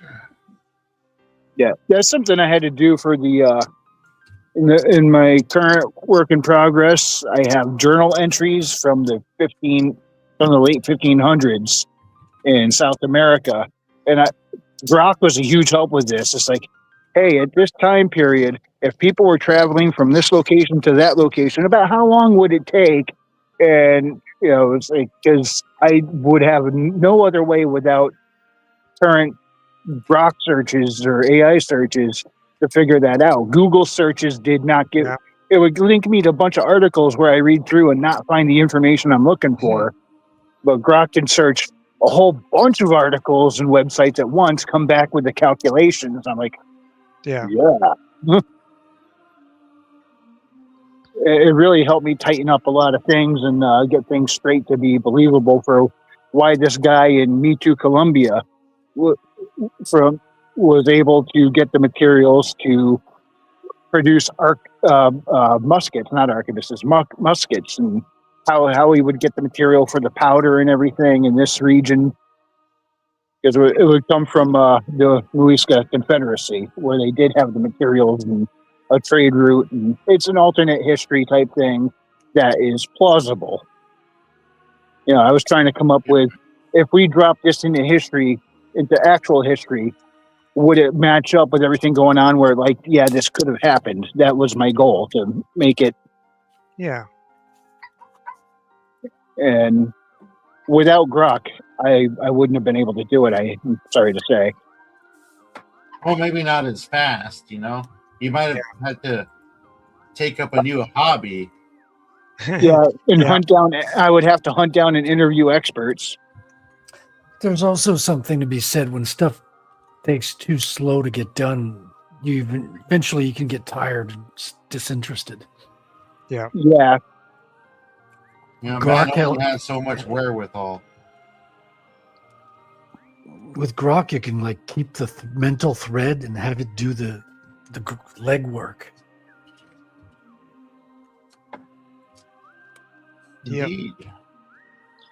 In the meantime, what's also nice is things like, hey, this character I have is metallikinetic, but he could only move 50 pounds. He can only apply 50 pounds of force. Is that enough? Is that enough force to accomplish this feat? Or is it too much? It was great for figuring that kind of stuff out. And especially for figuring out fast travel times and stuff, and FTL travel and stuff in the space-based areas where that's book 4, where they're in space, and I was trying to figure out, all right, this is how fast the ship goes. It can get from this point to that point in this amount of time, and then figuring out how long would it take to get to this star system or that. And I was able to have nice consistent speeds for FTL. Yep. Tank says later all off to nurse this plague. See you, Tank. Have a good one, man. Later, Tank. Talk to you later, man. All right. And it is about that wrap-up time. Let me switch back from off the phone to the computer here. Let's throw a beat and let's rap. Ooh, Ooh, yeah. What he said. Coach. Yeah, I'm feeling it now. Woo. It's about the time to end the show. Yada, yada, yada. Something. We gotta go. We got to go. Oh, yeah, we got this. All right, let's see if we get sound compressed by the music switch over. All right, can I still hear you guys? I can hear you. All right. Well, you know how it is. You switch songs, and all of a sudden the next person to speak gets drowned out for a minute. I can hear you fine, but it's about that time. Oh, no, I created a monster. I mean, I'm sure we could have fringe rap battle sometime in the future. And this was the last day that Wrangler shared the link with me. I don't have to share the link, and you can still get in here. So I'm stuck with you.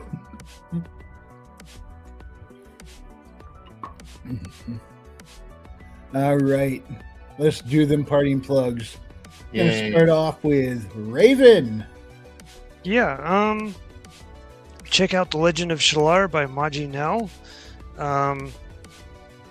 It was published, last month? And softback, hardback, and on Kindle Unlimited. Whoa. So it's been fun. Like I said, I'm about halfway through. Buy her book. All right, James. Hail, friends. I am murdering my victory as one does. I'm going to pause this in a second. When you bring me up, my connection gets all sloppy on the game, so maybe I'll die instead before my Kindle. Yeah, there you go. It died instead. Check out my Substack. I will eventually post on there. Right now, I am still working on my short story series to be announced. That's what I got. All righty, Frederick. Yeah, so I'm officially ending my rap career before it starts. And yeah, Maybe wrapped in French. Well, there's actually some killer raps in French. You'd be surprised. But I'm going to stick to comics. It's my medium of preference. And my Rattel comic is out to the printers. So we'll be in people's hands in about 2.5 months, I think. 8 to 9 weeks is the printing schedule. And then it goes to the shipping, which will take... I don't know the exact details with the shipping yet. I'll have to get that info. But it'll be out there this summer. You'll get, if you ordered your copy of Rattel, you will have it in hands, and you guys will be able to do a review, which I am looking forward to. Love to get the feedback on my first book. It's going to be exciting as well. And I'm working on the second one, throwing stuff at the wall and see what sticks, doing a lot of brainstorming. I've got plot for a second issue, but I want to make sure I write all the way to issue 4 before I get started on issue 2. I want to have a complete kind of arc before I keep going. I think that's going to be a good, tight story all the way to the end of the miniseries. Rattelcomic.com for more info. And Comics Gator. Comics Gator as well, if you want to check out what's happening in the indie comics movement of Comicsgate, and those gravitating around that space too. Check out comicsgator.com. We post new and upcoming books on there, and you can see a calendar of people's schedules, the crowdfunding, when they start, when they end, and all that good stuff. So check it out. All right. And I'm currently working on books 3 and 4 in my series, but books 1 and 2 are available right now on Amazon. Go check it out. Type in Bad Kitty Frequency Studios in the Amazon search. They'll pop right up. Haley Star Bad Kitty and Bad Kitty Haley's World, Magic Field, Sci-Fi Adventures, Lit Metroidvanias. And now, since you heard the story I told a little bit ago, you know why that's what they are. So go ahead, check them out. They are a lot of fun. Book 1, I would say all ages. Book 2, I would say 13 and up. But yeah, for the most part, they are good, clean. You can share these stories with your kids as well as enjoy them yourself. I've had people say that they enjoyed them from 11 years old to 70. So go ahead, check it out. Go on an adventure. And tomorrow night, going to be on Frederick's show, Proof of Comics number 99. We're about to hit the 100 99. mark. Yeah. So that starts at 8 p.m. Eastern. So check us out on Frederick's channel. Please Thank do. you so much, everyone, for joining us tonight. If you enjoyed this presentation, hit the like, and if you didn't, we appreciate you stopping by. We'll see you next time, and God bless. God bless everybody.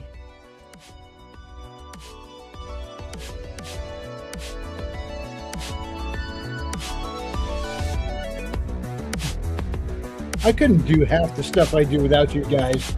The artwork's from Frederick E. Moan. My Frequency Studios logo's from James. The music's from Chill Kid. My cover artist is Adrian DKC. So thank you, everyone, for everything you do for this. Jewish space lasers. Good night, everybody. Good night.